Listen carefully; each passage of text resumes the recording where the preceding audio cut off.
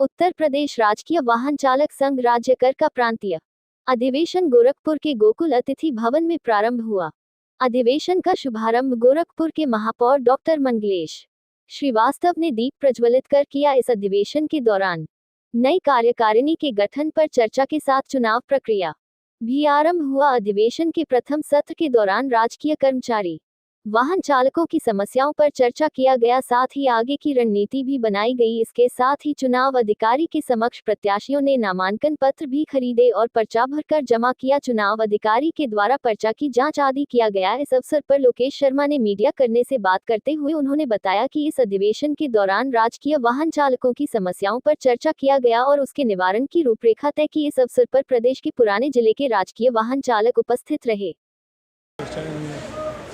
अधिवेशन में द्विवर्षीय अधिवेशन है वाहन चालक संघ का, राजकीय वाहन चालक संघ राज्यकर का।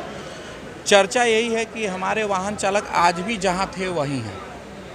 मैं चाहता हूं कि सरकार से और परम पूज्य महाराज जी से यही चाहता हूं कि हमारे चालक संगठन को थोड़ा मजबूत कर दें। यही निवेदन है। हमारे चालक संगठन का आज भी 1900 वेतन चला रहा है और अन्य हमारे और भी विभाग के कर्मचारीगण हैं, उनका वेतन बढ़ता जा रहा है, लेकिन चालकों का जो वेतन है वो यथास्थिति बरकरार है।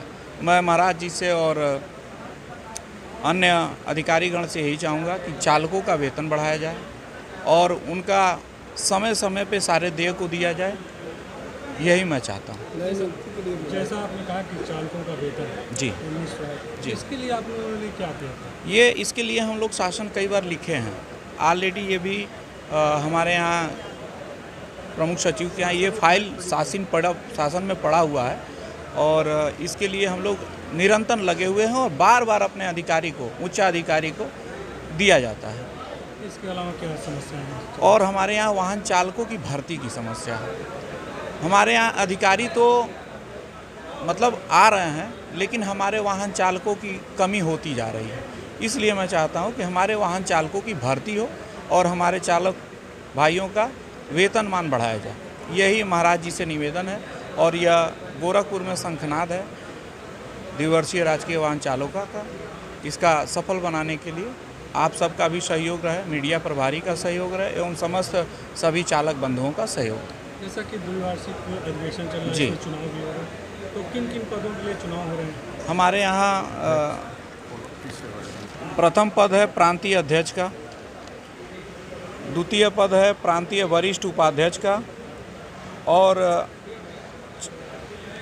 4 पद है प्रांतीय उपाध्यक्ष का, प्रांतीय महामंत्री का 1 पद है, प्रांतीय उप मंत्री का 4 पद है, प्रांतीय संगठन मंत्री का 1 पद है, प्रचार मंत्री का 1 पद है, प्रांतीय कोषाध्यक्ष का 1 पद है और प्रांतीय लेखा परीक्षक का 1 पद है।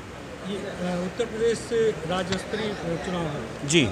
ये प्रांत का, ये पूरे हमारे चालक भाई जो आए हैं ये पूरे प्रदेश के हैं। यह कुशीनगर से लेके गाजियाबाद, झांसी से लेके और महाराजगंज, ये सारे आगरा, मथुरा, ये सभी जोन के 75 जिलों के सारे हमारे सदस्य आए हुए हैं। देखिए 2016 से बहुत सारी चीज़ों पर हम चर्चा ही कर रहे हैं, कुछ हासिल नहीं हो पाया क्योंकि सरकार ने कर्मचारियों के विषय पर किसी तरह से ध्यान ही नहीं दिया।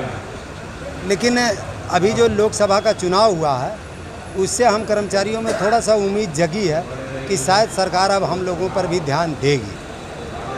तो हमारा सबसे जो जटिल मुद्दा है वो ये है कि वाहन चालकों की भर्ती की जाए, क्योंकि हमारी संख्या दिन पे दिन कम होती जा रही है और पुरानी पेंशन की बहाली की हमारी डिमांड है।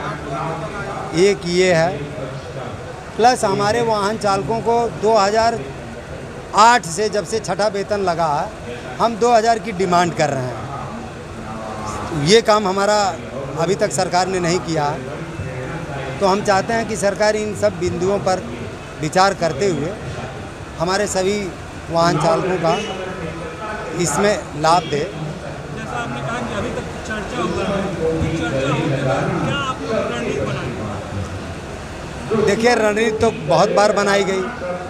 आप लोगों को शायद ये जानकारी होगा कि हर 6 महीना के बाद 6 महीना पूरा नहीं होता उसके पहले ही सरकार हम कर्मचारियों को एस्मा के तहत बांध देती है कि हम कोई जुलूस नहीं निकाल सकते, हम कोई धरना प्रदर्शन नहीं कर सकते हैं, तो धारा 144 लगा देती है। हम ये चाहते हैं, पूर्व की सरकारें रही हैं, तमाम कर्मचारियों को हर महीने में सभी संगठनों को महीने में एक समीक्षा बैठक होती थी और जितने भी संगठन के पदाधिकारी होते थे उनको बुलाया जाता था।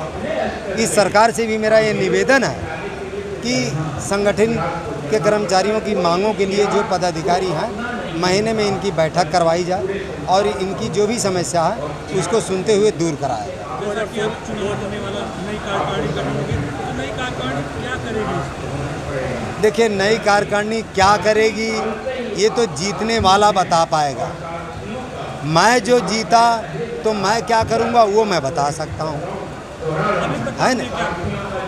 हमने अभी तक दरअसल मैं पीछे भी बहुत बार पदाधिकारी रह चुका हूँ, तो हमने वहाँ उस टाइम पर हमने वाहन चालकों की भर्ती कराई, छठे वेतन लगवाए।